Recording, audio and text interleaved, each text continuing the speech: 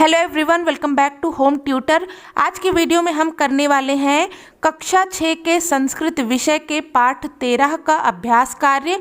इस पाठ का अध्ययन हम कर चुके हैं, तो अगर आपने इस वीडियो को नहीं देखा है तो आप देख लें। चलिए शुरू करते हैं पाठ 13 का अभ्यास कार्य। पाठ का नाम है वायुयानम रचयाम। तो अभ्यास में पहला प्रश्न है, पाठे दत्तम गीतम सस्वरम गायत। पाठ में दिए गए गीत का सस्वर गायन करें। तो इसका अभ्यास आपको स्वयं से करना है। अगला प्रश्न है, कोष्ठकांतर्गतेषु शब्देषु तृतीया विभक्तिम योजित्वा रिक्त स्थानानि पूरयत। कोष्ठक में दिए गए शब्दों में तृतीया विभक्ति जोड़कर वाक्यों को पूरा करें। यहाँ पर एक उदाहरण दिया गया है, नभः शोभते। कोष्ठक में जो शब्द है वो क्या है? चंद्र। चंद्र में तृतीय विभक्ति लगाएंगे तो ये हो जाएगा चंद्रेण। इसी प्रकार से है, सा जलेन मुखम प्रक्षालयति। तो यहाँ कोष्ठक में दिया गया है विमल, इसमें तृतीय विभक्ति का प्रयोग करेंगे तो ये हो जाएगा विमलेन। सा विमलेन जलेन मुखम प्रक्षालयति। वह निर्मल जल से मुख धोती है। राघवः विहरति। यहाँ पर है विमानयान, इसमें लगाएंगे तृतीय विभक्ति तो ये हो जाएगा विमानयानेन। राघवः विमानयानेन विहरति। राघव विमानयान यानी कि हवाई जहाज से घूमता है या विहार करता है। कंठः शोभते।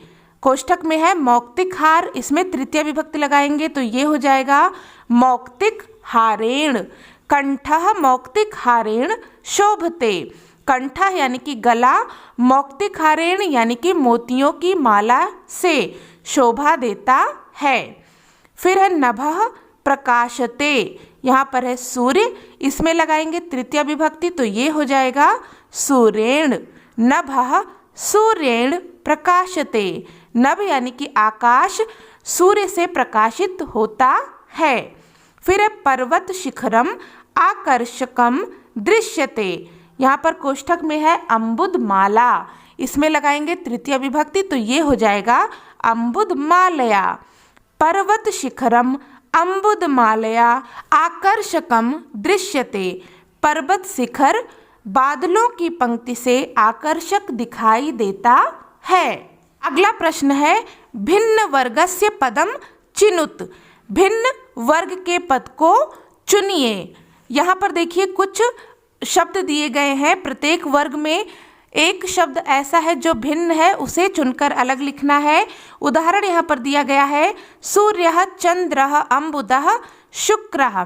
तो यहाँ पर अलग है अम्बुदः, क्योंकि सूर्य चंद्र और शुक्र ये ग्रह हैं। अम्बुद यानी कि बादल, ये इसमें अलग हो गया है।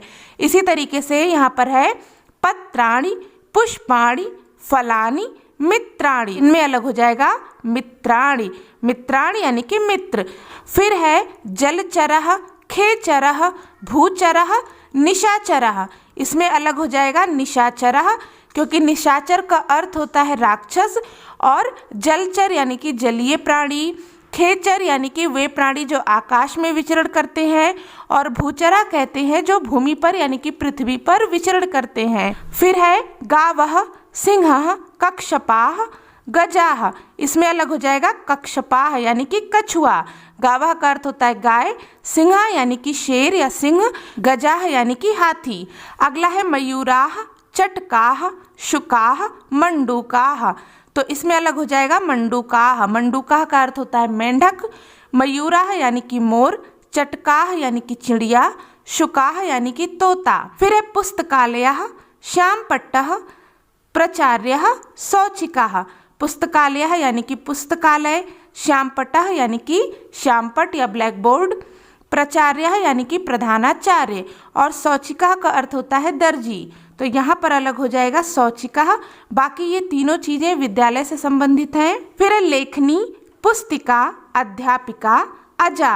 तो यहाँ पर लेखनी का अर्थ होता है कलम, पुस्तिका यानी कि किताब, अध्यापिका यानी कि टीचर। तो यहाँ पर अजा अलग होगा, अजा का अर्थ होता है बकरी। अगला है प्रश्नानाम उत्तराणि लिखत। प्रश्नों के उत्तर लिखिए। पहला प्रश्न है, के वायुयानम रचयन्ति। कौन वायुयान की रचना करते हैं? तो यहाँ पर हो जाएगा राघव, माधव, सीता, ललिता च वायुयानम रचयन्ति। फिर है वायुयानम कम कम क्रांत्वा उपरि गच्छति। वायुयान किस किस चीज को पार करके ऊपर जाता है? तो यहाँ पर हो जाएगा वायुयानम उन्नत वृक्षम तुंगम भवनम क्रांत्वा उपरि गच्छत। वायुयान ऊंचे वृक्ष को, ऊंचे भवन को पार करके ऊपर जाता है। अगला प्रश्न है वयम कीदृशम सोपानम रचयाम। वयम यानी कि हम किस प्रकार की सीढ़ी बनाएं? तो यहाँ पर उत्तर हो जाएगा वयम हिमवंतम सोपानम रचयाम। हम बर्फ की सीढ़ी बनाएं। अगला प्रश्न है वयम कस्मिन लोके प्रविशाम। हम किस लोक में प्रवेश करें? तो यहाँ पर हो जाएगा वयम चंद्रलोके प्रविशाम। हम चंद्रलोक में प्रवेश करें। अगला प्रश्न है आकाशे काह चित्वा मौक्तिक हारम रचयाम। आकाश से क्या चुनकर मोतियों का हार बनाएं? तो यहाँ पर उत्तर हो जाएगा आकाशे विविधाः सुंदर ताराश्चित्वा मौक्तिक हारम रचयाम। आकाश से विभिन्न प्रकार के सुंदर तारे चुनकर मोतियों का हार बनाएं। फिर है केशाम गृहेषु हर्षम जनयाम। किसके घर में खुशी उत्पन्न करें? तो यहाँ पर हो जाएगा दुखित पीड़ित कृषिक जनानाम गृहेषु हर्षम जनयाम। दुखी और पीड़ित किसानों के घर में खुशी उत्पन्न करें। अगला प्रश्न है विलोम पदानि योजयत। यहाँ पर विलोम पदों को जोड़ना है। जैसे कि यहाँ पर दिया गया है उन्नतः, तो इसका विलोम हो जाएगा अवनतः। यहाँ पर इस तरीके से मिलाएंगे।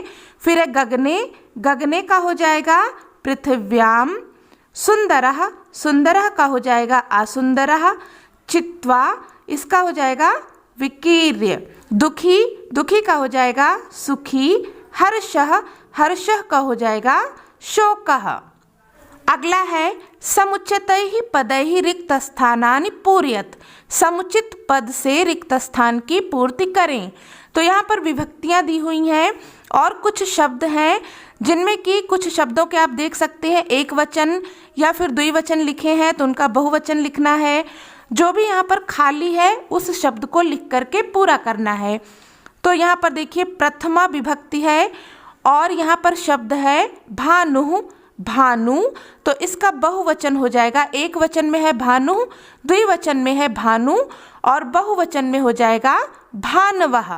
फिर यहाँ पर है द्वितीय विभक्ति और शब्द है गुरुन। बहुवचन में गुरुन है, इसका एक वचन और द्विवचन लिखना है। तो एक वचन में हो जाएगा गुरु और द्विवचन में हो जाएगा गुरु। फिर तृतीय विभक्ति है, इसमें शब्द दिया गया है पशुभ्याम। इसका एक वचन और बहुवचन लिखना है। एक वचन हो जाएगा पशुना और इसका बहुवचन हो जाएगा पशुभिः। फिर चतुर्थी विभक्ति और इसमें शब्द दिया गया है साधवे। तो साधवे का द्विवचन हो जाएगा साधुभ्याम और बहुवचन हो जाएगा साधुभ्यः। फिर पंचमी विभक्ति है, इसमें एक वचन में दिया गया है वटोह। तो वटोह का द्विवचन हो जाएगा बटुभ्याम और बहुवचन हो जाएगा बटुभ्यः। फिर षष्ठी विभक्ति है और इसमें शब्द दिया गया है गुरोह। एक वचन है गुरोह, तो गुरोह का द्विवचन हो जाएगा गुरुवो और बहुवचन हो जाएगा गुरुणाम।